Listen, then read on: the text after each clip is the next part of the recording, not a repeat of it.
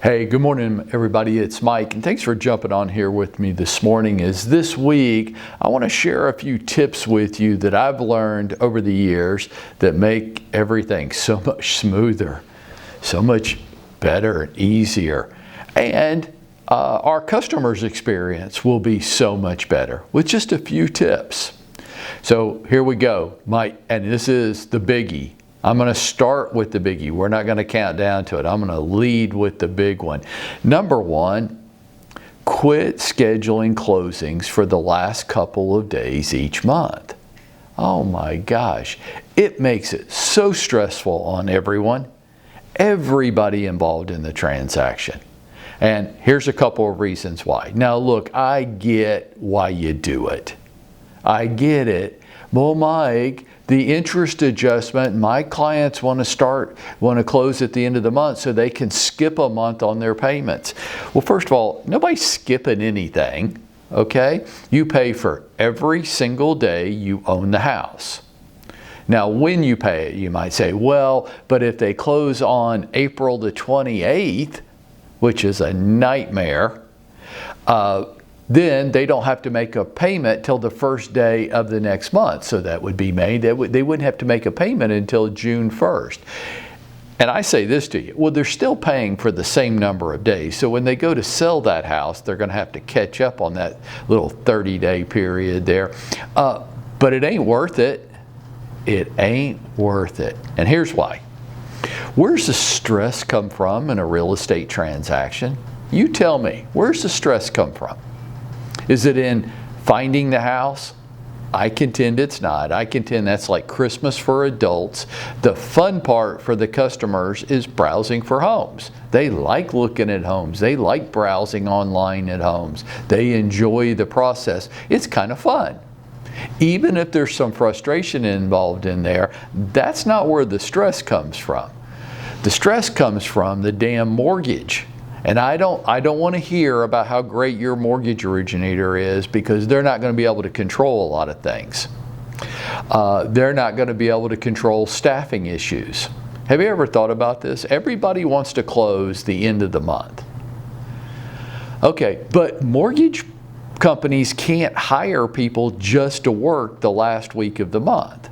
They can't. And closing attorneys can't either. They can't hire people just to be staffed when everybody wants to close. So those of you that insist on closing at the end of the month, you will deal with the staffing that is available to you. And there's a lot of negative repercussions that come from this. You're feeling it whether anybody's actually explained it or not. Well, if you were a mortgage company, let's just focus on the lenders for a second. What would you do? What would you do? You've got all these mortgage applications, and most of them want to close the last day or two of the month, and you can't staff for that each month.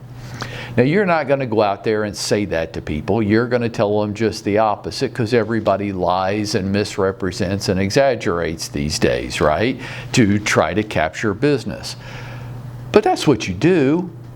You can only staff at a certain level. And so when you get back end heavy at the end of the month, what would you do?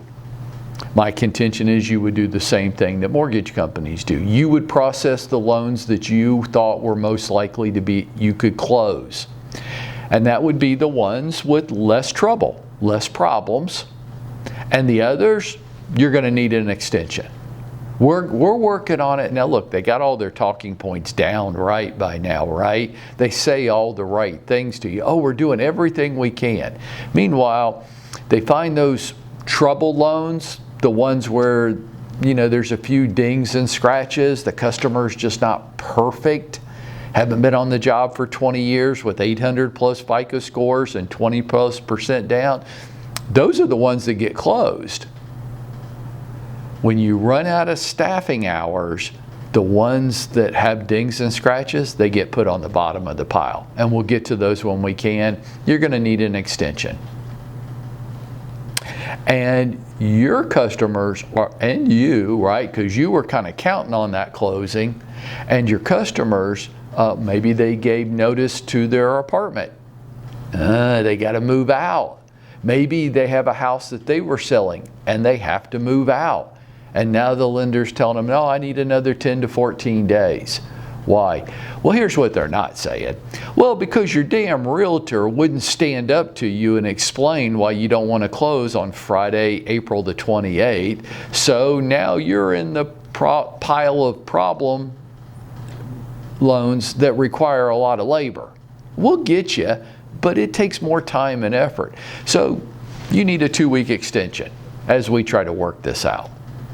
Translated, as we close the loans that are most closable, you would put out the most, not the biggest fire, you would put out the fires that you could put out. And the ones that were raging a little out of control and needed a lot more effort, you would punt. You would. Why are you closing? Why are you setting everything up to close the end of the month? You know, attorneys have the same problem. They only have so many closing spots. You have to have an attorney in the room to close the loan. That's a law in Georgia. You can like it, not like it, doesn't matter. That's the law. They only have so many rooms, and they only have so many attorneys, and they only have so many pre-closers. And when everybody stacks them up to close on Friday, April the 28th, you're going to have a problem. And nobody's paying that much attention. Let's take a look outside of mortgages and closing attorneys. How about movers? Well, they only have so many trucks, and they only have so many guys to work on the truck. They don't create more trucks the last week of the month. They still have the same number of trucks. They just have a limited supply and capacity, and everybody in our industry is trying to close at the same time. And then there's this. If anything goes wrong, if you have any unexpected issues that come up, and we always do, it's more common that we have unexpected issues come up. Maybe they're not justified, but they still have to be corrected, right? Well, you're all out of time. And your customers got everything on a moving truck, and they're freaking out. Of course they are. Not because they're emotional invalids, but because it's their life and their families and everything they own's on a moving truck sitting out in the parking lot, and now they're being told that they're not ready to close. And I always go, well, why didn't your real estate agent argue with you when you said you wanted to close on Friday, April the 28th? Why didn't they? Why didn't they give you the reasons why you might not want to? Because my contention is this. I don't care how much you love your lender, and I don't care how loyal you are to your closing attorney, and I don't care how great your mover that you recommend is. They all have the same problems. They have a capacity issue, and my bet is that you don't have so much business that they'll do anything, they'll go to the moon to satisfy you.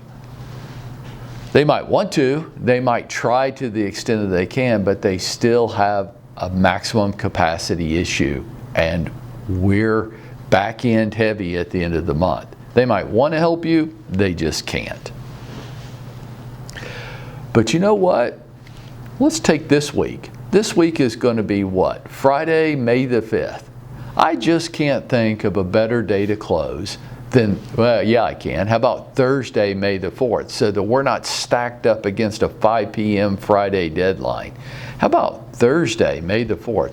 What a beautiful day to close a real estate transaction. Everybody's capacities needs are down.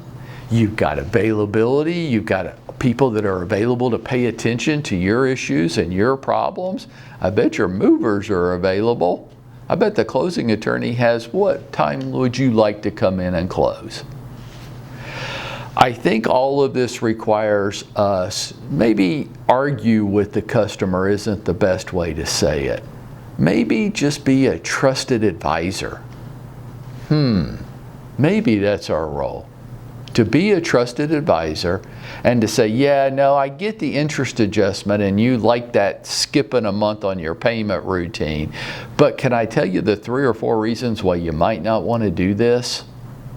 And then if they won't listen to you, then you've got that, I mean, you won't use it, of course, but how good does it feel when you've got that I told you so card in your pocket?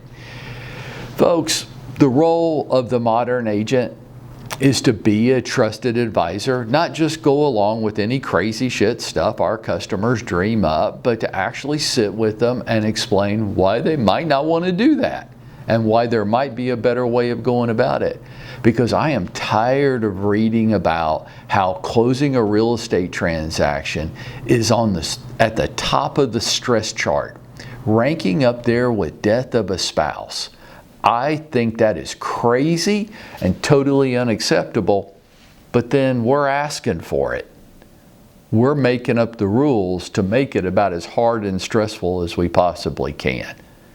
Be a trusted advisor for your folks. And dial in with me tomorrow, because I think you're going to like number 2 better than number 1. These are going to make your real estate career go so much better, so much less stressful, and you're going to get so many more recommendations and referrals from your satisfied customers who had a great experience, and not this pull my hair out, scream at the top of my lung experience. And when you go and do that, and you are a trusted advisor, you will have gone out there and you will have made it happen for yourself today.